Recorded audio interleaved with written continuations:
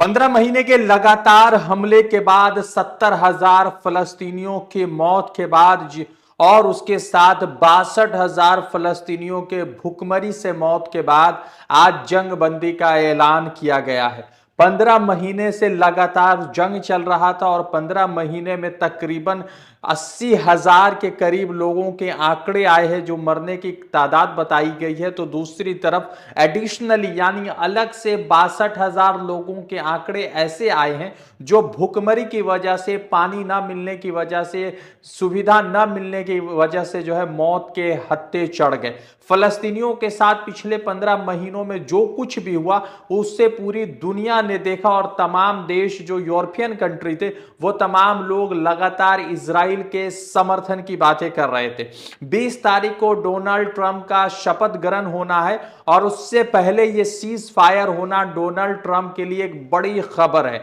Donald Trump जो है लगातार इस सीज फायर का क्रेडिट खुद ले रहे हैं, तो दूसरी तरफ बराक ओबामा ने इस पूरे सीज फायर का क्रेडिट जो है जो बाइडेन को दिया है और इस एंटनी ब्लिंकन को दिया। यानी कि बराक ओबामा ने अपनी पार्टी के जाने वाले राष्ट्रपति को दिया है सारा क्रेडिट, तो डोनाल्ड ट्रंप कह रहे हैं कि ये मेरे आने से पहले हुआ है, इसलिए ये सारा क्रेडिट और सारा श्रेय मुझे दिया जाना चाहिए। आपको बता दें कि 7 अक्टूबर से जिस तरह से हमले लगातार चल रहे थे और 7 अक्टूबर को हमास ने हमला किया जिसमें 1200 लोगों के करीब मरने की खबर आई थी और उसके बाद लगातार 15 महीने तक लगातार ये जंग चल रहा था, जिसमें सरकारी आंकड़ों के हिसाब से 70,000 फलस्तीनी के मरने की खबर आई, तो 62,000 खबर ऐसी आई जिसमें यह कहा गया कि भुखमरी से मौत हुई है और तकरीबन 80,000 एकड़ जमीन जो गाजा पट्टी में थी, सिर्फ गाजा पट्टी में वो 80,000 जमीन बंजर हो गई और हालात ऐसा हो गया जैसा नागासाकी और हिरोशिमा में अमेरिका ने बम मारे थे और आज तक उसके असर देखे जाते, वैसा ही गाजा पट्टी में अभी भी देखने को मिल रहा है। लगातार सीज फायर का क्रेडिट लिया जा रहा है। कतर में सीज फायर का बात हुई और कतर के प्रधानमंत्री अब्दुल रहमान की तरफ से यह सूचना दी गई है कि हमास और इजराइल के बीच सीज फायर का ऐलान हो चुका है और सीज फायर को लेकर लगातार क्रेडिट लेने का दौर शुरू है। मगर मैं आपको सीज फायर की तमाम खबरें बताने जा रहा हूं, इसमें कितनी सच्चाई है और कितनी इस खबर में लगातार सच्चाई सामने आ रही है। आपको बता दें कि इस 15 महीने का जो लगातार जंग का मामला था उसमें इजराइल की हालत इतनी पतली हो गई थी कि बिना अमेरिका के समर्थन से वो एक मोमबत्ती भी शायद नहीं जला सकता था। आपको बता दें कि जिस तरह से 7 अक्टूबर 2023 से लगातार हमलों का दौर शुरू है, उस पूरे हमले में इजराइल के 250 बिलियन शेकल यानी कि इजरायली रुपीस के हिसाब से 250 बिलियन रुपीस खर्च हुए और अगर आप इसको जो है डॉलर की शक्ल में देखेंगे तो 67 बिलियन डॉलर जो है इजराइल ने इस पूरे 15 महीने के वॉर में खर्चा किया। और अगर अमेरिकन एड की बात करेंगे तो अमेरिकन एड ने 17.5 बिलियन डॉलर इजराइल को इस 15 महीने में एज अ सपोर्टिव एड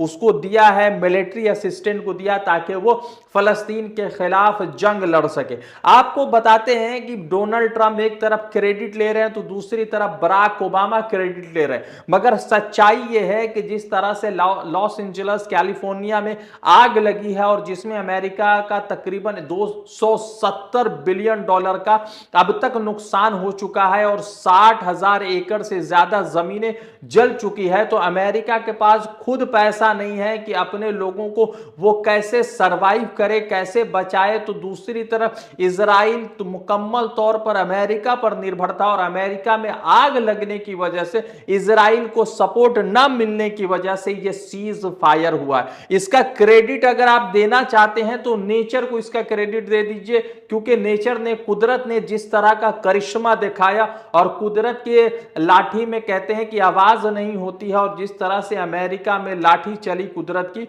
उस लाठी ने अमेरिका को घुटने पर ला दिया। तो दूसरी बड़ी खबर यह है कि इजराइल के प्रधानमंत्री नेतन्याहू के के खिलाफ इजराइल में विरोध प्रदर्शन शुरू हो चुका है। डील फायर, जिस तरह से सीज फायर की खबरें आ रही है, उसी सीज फायर के बीच जीवोरा फोरम करके एक जो है संस्था है इजराइल के अंदर, वो नेतन्याहू के खिलाफ और दूसरी तरफ इस सीज फायर के खिलाफ जो है विरोध प्रदर्शन करते नजर आ रहे हैं। आपको बता दें कि जीवोरा फोरम ने इजराइल के पीएम नेतन्याहू के खिलाफ विरोध प्रदर्शन शुरू कर दिया और कहा है कि ये जो है सीज फायर नहीं होना चाहिए, नेशनल सिक्योरिटी को थ्रेट के तौर पर वो देख रहे हैं और सीज फायर के खिलाफ वो लगातार विरोध प्रदर्शन कर रहे हैं। तो दूसरी तरफ इजरायली पीएम नेतन्याहू के गठबंधन में भी दरारें पैदा हो रही है और गठबंधन के लोग कह रहे हैं कि सीज फायर नहीं होना चाहिए, मगर अमेरिका से सपोर्ट नहीं मिल रहा है तो जंग आगे वो बढ़ा नहीं सकते, इसीलिए मजबूरी हो चुका है सीज फायर। किसी को क्रेडिट नहीं दिया जाना चाहिए, क्योंकि अगर लॉस एंजलिस में आग नहीं लगी होती तो आज सीज फायर का ऐलान नहीं होता। आपको बता दें कि इस पूरे सीज फायर से पहले 80,000 के करीब जो सरकारी आंकड़े, उस आंकड़े में फलस्तीन के लोग मारे गए। 62,000 के करीब जो आंकड़े आए जिसमें भूखमरी की वजह से लोग मारे गए। तकरीबन 80,000 एकड़ जमीनें जलकर राख हो चुकी है। और आपको बता दें कि सीज फायर का ऐलान हुआ, क्रेडिट लेने का दौर शुरू है लगातार। कभी कतर क्रेडिट ले रहा है, डोनाल्ड ट्रंप ले रहे हैं, कभी बराक ओबामा, कभी अभी जो है जाने वाले प्रेसिडेंट जो बाइडेन इसका जो है क्रेडिट ले रहे हैं। आपको बता दें कि यह पहली मर्तबा सीज फायर नहीं हुआ है। इससे पहले 2008 में सीज फायर हुआ था जो 6 महीना चला, 2023 में सीज फायर हुआ था जो सिर्फ 6 दिन चला, और अभी कल जो है खबर आती है कि सीज फायर का ऐलान किया गया है। 15 महीने के बाद जो है मुकम्मल सीज फायर का ऐलान हुआ। इससे क्या कुछ निकलेगा, ये बड़ा सवाल है। दूसरी तरफ इजरायली मीडिया ने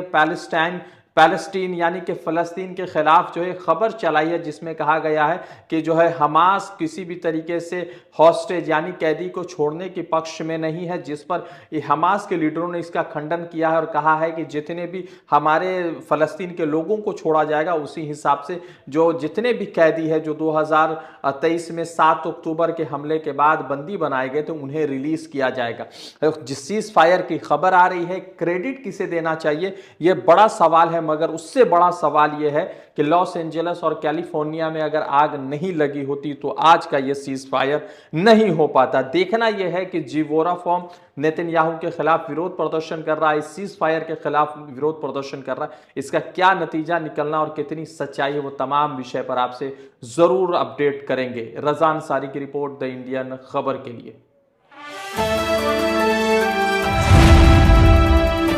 द इंडियन खबर, सच आपके सामने।